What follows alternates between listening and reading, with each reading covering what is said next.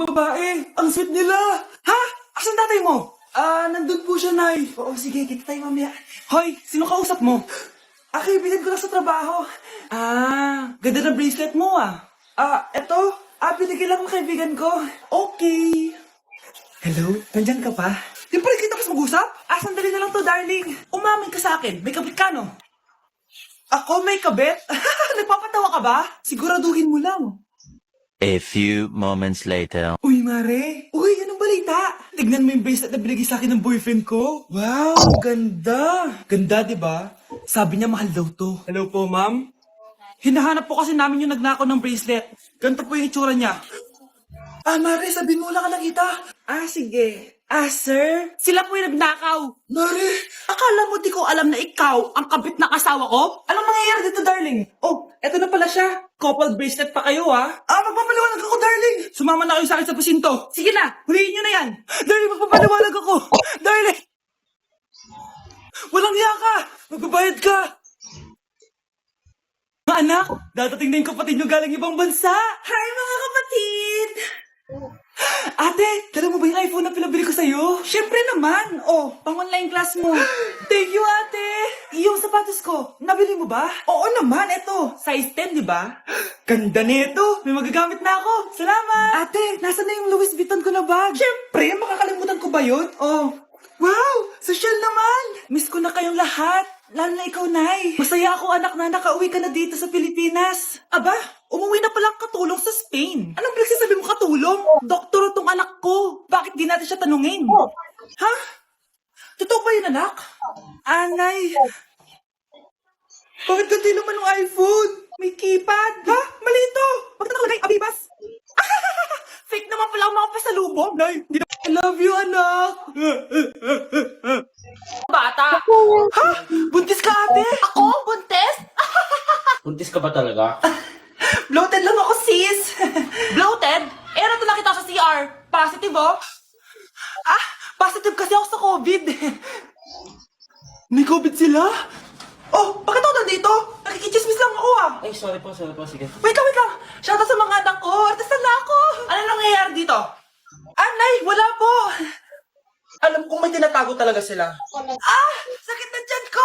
Manganganak na ata ako. Buntis ka? Pagod na ako sa pamilya ko, be. Huwag ka na magalit, Nay. Blessing to. Sino ang tatay niyan? Ako ang tatay. Nasa akin.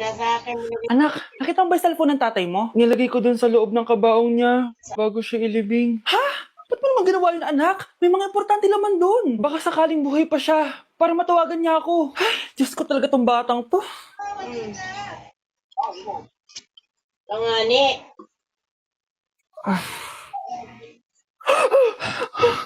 Patawag si tatay. Nay, kailangan natin pumunta sa sementeryo. Tumawag sa akin si tatay. Anak, pwede ba? Wala akong oras makipagbiruan sa'yo. Marami pa ako tatapusin trabaho. Pero nay, Pag di ka pa tumigil, kukunin ko yung cellphone mo. Ubus ka hapon. tay, sumagot ka. Alam kong buhay ka. Sa lahat ng pwede kong makita, ikaw pa talaga. Jessica, tinatawagan ko lang tatay ko. Nababaliw ko na talaga, no? Patay na tatay mo, di ba? Baliw. Hindi, buhay siya. Ito tandaan mo. Kapag hindi ka pa tumigil sa kabaliwan mo, susunod ka na sa tatay mo. Sinabihan akong baliw ni Jessica tapos sinaktan niya ako. Totoo naman, di ba? Nabuhay ka. Anak, nabalitaan mo na ba? Ha? Ang alin, Nay? Patay na si Jessica. Natagpuan siyang walang buhay dyan sa may ilog. Ano? Ay, Diyos ko, kawawang bata. Tay, sumagot ka na please. Ikaw! Ikaw ang pumatay sa anak ko! Ano? Siya nga to ng away sa akin eh. Ikaw ang huli niyang kasama. Tandaan mo to. Isusunod kita sa tatay mo. Tay, hindi ko na alam gagawin ko. Sinisisi ako ng nanay ni Jessica sa pagkamatay ng anak niya. Natatakot ako. Anak, yung nanay ni Jessica. Bakit, Nay? Pinatay daw.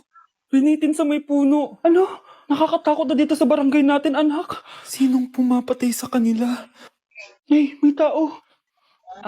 Sino po sila? Magandang araw po. Ako po si Detective Jason. Ako ang may hawak sa investigation case sa pagkamatay ni Cheska at ng kanyang nanay. Bakit kayo nandito? Dahil dito.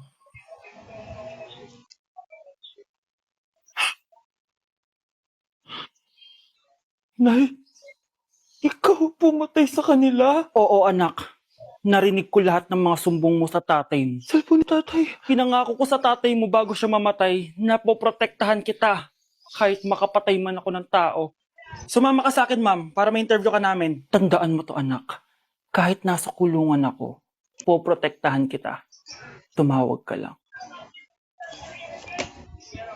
Mare, pinagkakarat mo daw na buntis anak ko? Eh, totoo naman eh. Tignan mo nga yung tiyan niya, alaki. Ah, basta, hindi buntis anak ko. Ba't di natin siya tanongin, Mare? Anak, halika dito. Yes, Nay? Buntis ka ba? Ha? Hindi po, Nay. Eh, bakit ang laki ng tiyan mo? Ah, bloated lang po ako, Nay. Uminom po kasi ako ng soft drinks kanina. Oh, bloated lang pala eh. Pinagsasabi mo dyan. Bahala ka kung ayaw mo maniwala. Sumasigit tiyan ko. Oh, ayan na, mga anak na. Anak, napapano ka?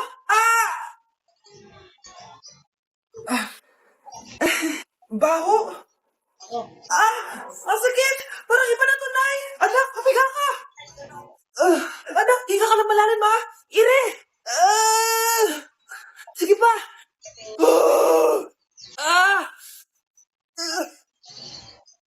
Baby.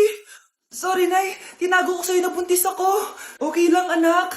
Pero sinong tatay nito? Ang tatay ng anak ko ay ang anak ni tita.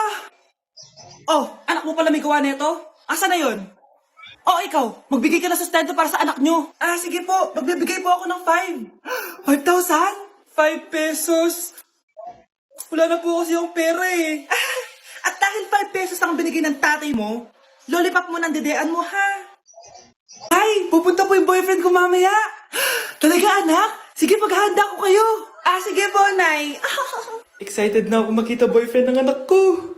A few moments later. Anak, pupunta din pala yung boyfriend ko mamaya. Tamang-tama, makikita na sa dalawa ng boyfriend ko. Nakaka-excite naman, anak. Wait lang, tawagin ko lang si Kenneth. Kenneth? Bakit ka pangalan ng boyfriend ko? Baka nagkataon lang. 1 hour later.